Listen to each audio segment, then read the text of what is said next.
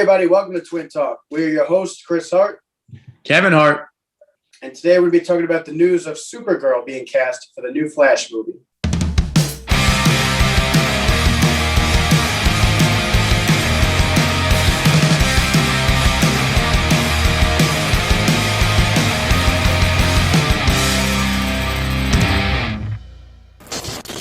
Andy Muschietti has revealed our new Supergirl for the DCEU. Sasha Calle, who I believe is an actress for the daytime drama, The Young and The Restless. A Colombian actress, not so much an obvious choice, but it was very cool to see the reveal, and I'm excited for it. Yeah, I briefly saw it. I didn't get to watch the whole thing, but I saw when he revealed to her that, and he was like, "Do you want to fly?" or whatever.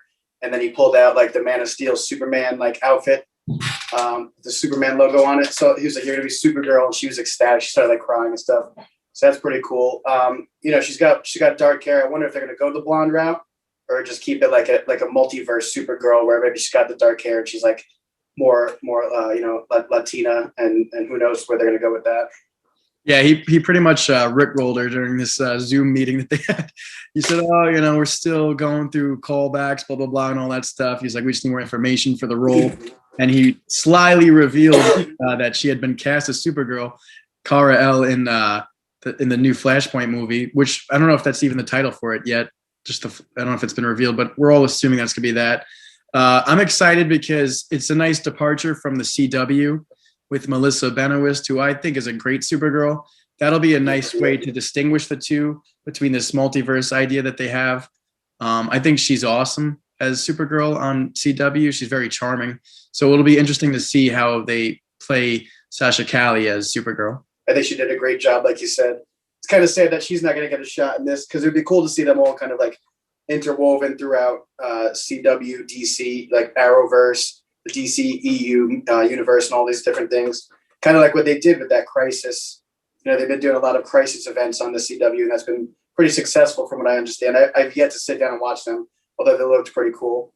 But I'm definitely excited about this because we know Flashpoint, or the Flash movie, whatever they're going to call it, has been in development hell for God knows how many years now. But now we got Andy Muschietti, or Muschietti. How do you say his name?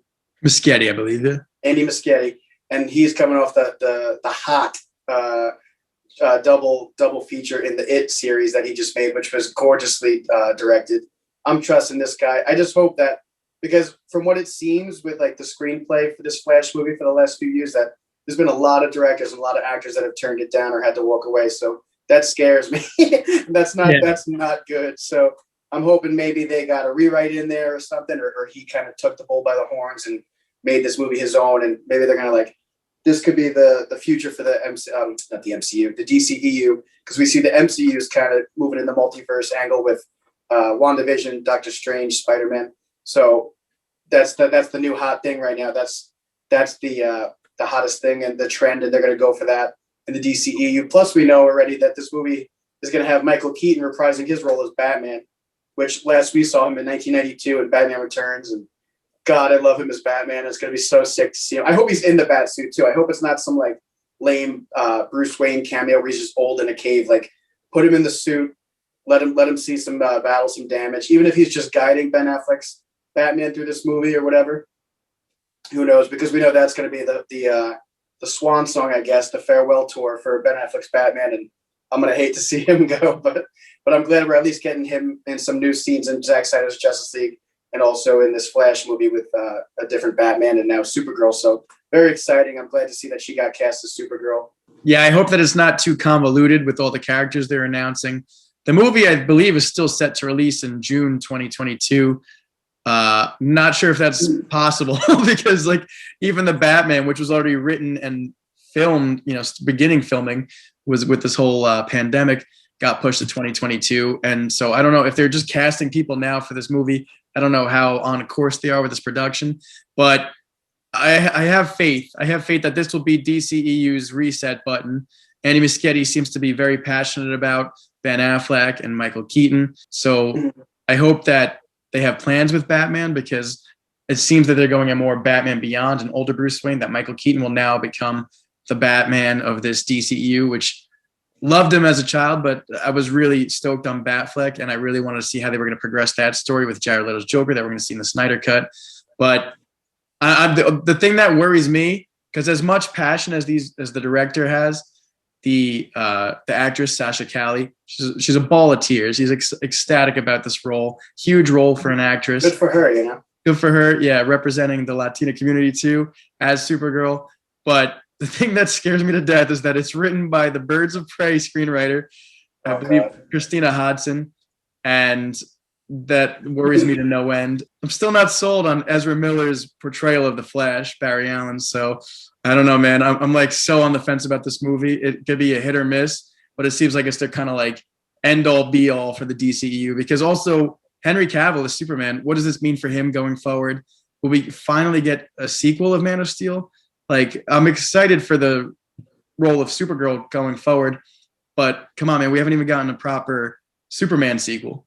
When I heard this announcement of Supergirl, I was like, what does this mean for Henry Cavill's Superman? Because he, you know, I've heard talks that he may be coming back, but it's also like, what, Man of Steel came out, 7 years ago, 8 years ago?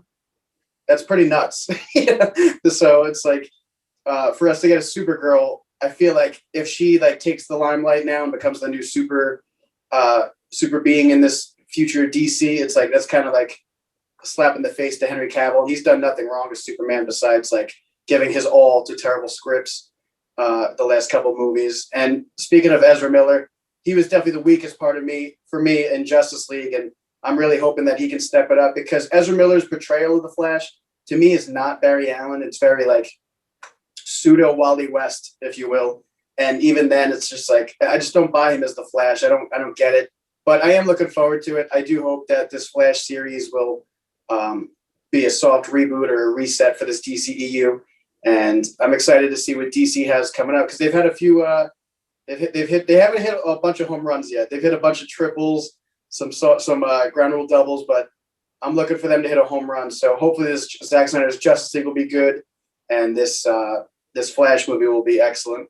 Yeah, for those that are unfamiliar, the new Flash movie seems to be loosely adapted on the graphic novel Flashpoint by Jeff Johns and Andy Kubert, where the Flash goes back in time, travels back in time to try and rescue his mother from dying at the hand of the Reverse Flash, which I'm hoping to see who they cast for Eobard Thawne. We know that he did an awesome role in the CW against Flash, but so far on the live action DCEU, it's been real miss after miss with these big budget films. I'm hoping that they can pull things together now and start moving forward in a good light. It's flash forward, like Andy Muschietti says. Also, I don't even think, was Supergirl in the comic book? I don't think she was. No, that's what I'm saying. Like, I'm excited to see, like you said, it could be loosely adapted. We see Marvel's done that with Civil War. Civil War was nothing like the comic book, and it was a success. So if they could do something similar with this, with the Flashpoint story, and then bring in all these DCEU actors and new roles too with Supergirl, and start forming this like epic event movie that'll soft reboot the DCEU or continue it or whatever their plan is. I just pray to God they have a plan. Because I know that the CW has done a Crisis on Infinite Earths type storyline.